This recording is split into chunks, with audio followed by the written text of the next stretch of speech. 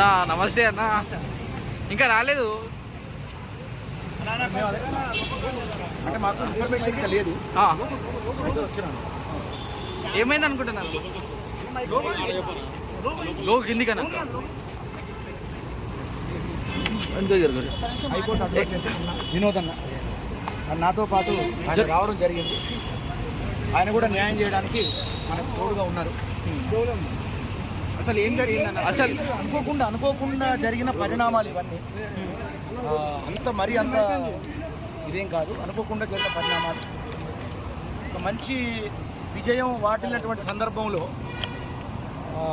ఇలాంటి సంఘటన జరుగుతుందని అసలు ఎవరు ఎక్స్పెక్ట్ చేయరు. మీ అందరికీ తెలుసు. మన ఇంట్లో కూడా కొన్ని శుభకార్యాలు ఉంటాయి, అనుకోకుండా చిన్న ఏదో జరుగుతూ ఉంటాయి. అది మనకు సంబంధం ఉండకుండా కూడా కొన్ని జరుగుతాయి. అవి మన ఆనందంలో కొన్ని అపార్థాలు ఎంత జరిపేది. అలాంటి దాంట్లో ఇది ఒకటి అని భావిస్తాను. అది దాంట్లోకి అంతే. నాన్ అవైలబుల్ అంటున్నారు, ఏమంటారు? అది చూడాలండి. అంటే ప్రభుత్వం మేము గౌరవిస్తున్నాం. ప్రభుత్వాన్ని గౌరవిస్తూ చట్టాన్ని గౌరవిస్తూ మేము రావడం జరిగింది. వాళ్ళను మనం ఏదైనా సార్ మీరు చెప్పండి సార్, ఎలాంటి కేసులు పెట్టారు సార్? మేడం ఎలాంటి కేసులు పెట్టారు, అవి ఎలా? పోలీస్ స్టేషన్ ఇప్పుడు వచ్చినాం మేము. వచ్చి అడిగారు ఇప్పుడు ఏమేమి సెక్షన్ పెట్టారు, ఏం అఫెన్స్ ఏంది, సెక్షన్స్ ఏం పెట్టిరో చూసిన తర్వాత అప్పుడు వేలేబుల్లా నాన్ వేలేబుల్లా చూసిన తర్వాత అది అనుకోని సంఘటన. ఇప్పుడు చాలా మంది ఫ్రాంచైజీలో ఒక్కొక్కసారి దురదృష్టవశాత్తు అట్లాంటి సంఘటనలు అవుతాయి.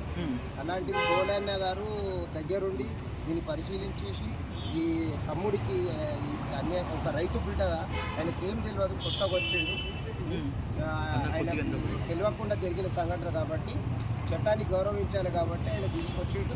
ఇప్పుడు పోయి ఏమేమి పెట్టిరో చూసిన తర్వాత ఫర్దర్గా బెయిలబుల్ పెడితేనేమో ఇక్కడనే స్టేషన్ బెయిల్ తీసుకుంటాం. దానికి బెయిలబుల్ పెడితే దానికి చట్టపరంగా ఏం చేయాలో అని తీసుకుంటాం. బిగ్ బాస్ అది మాకు తెలియదండి. అంటే బిగ్ బాస్ తరపున అయితే మీరే మొదటిగా వచ్చారు. ఇంతకు వరకు ఎవరు రాలేదు, రన్నర్ అప్ అయినా ఎవరైనా రాలేదు. దాని గురించి అరే పైనకి లేపు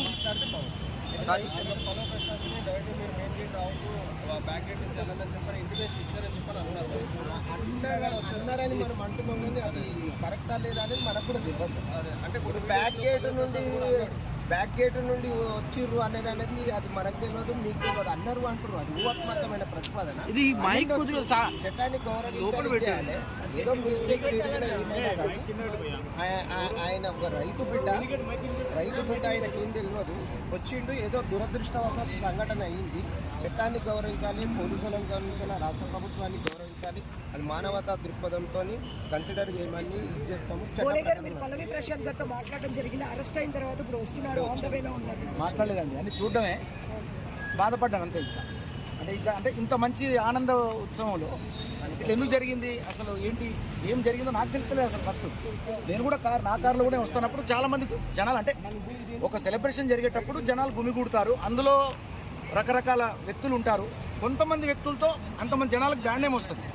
అంత మాత్రాన ఒక మంచి పేరు తెచ్చుకున్నటువంటి వ్యక్తి ఇలా ఎందుకు జరిగింది ఆయనకు అనే దాని మీద నాకు కూడా అర్థం కావట్లేదు. బోలేషావలి గారు నాగార్జున మీద కూడా అరెస్ట్ చేస్తారని చెప్తున్నారు. తెలియదండి, నాకు తెలియదండి. అంటే మీకు లోపలే మన ఇంటిమేషన్ ఇచ్చారా? బయట జనాలు ఉన్నారు, కనిపించేది ప్రశాంత్ విషయం కనిపిస్తుంది. సార్ ఒకటి ఏం జరుగుతుందో సార్ అంతవరకు. బయట జనాలు ఉన్నారు, మీకు లోపలే మన ఇంటిమేషన్ ఇచ్చారా బయటికి రావద్దు అని? ఇంటిమేషన్ ఇచ్చారా లేదా సార్? కాదండి, ఇంటిమేషన్ ఎట్లా ఇస్తారు అంటే వాళ్ళు ఫలానా టైంకి వెళ్ళండి అంటారు. వాళ్ళు సార్ జాగ్రత్తగా వెళ్ళండి, బయట పోలీసు వాళ్ళు కూడా ఉన్నారు, బారికేడ్స్ కూడా ఉన్నాయండి. ఆ రకంగా మీరు ఒక 5-6 కార్లను ఒకేసారి పెట్టారు వరుసగా. అవును, పెట్టి పంపించారు మమ్మల్ని. అందులో నేను కూడా ఉన్నాను.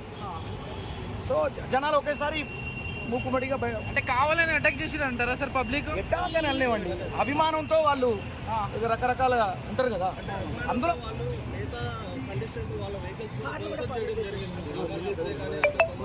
ధ్వంసం అంటే ఒకటండి, ఇప్పుడు 100 మంది మంచాలు ఉన్నప్పుడు 2-3 అందులో ఏదో చేసి ఉండొచ్చు బహుశా.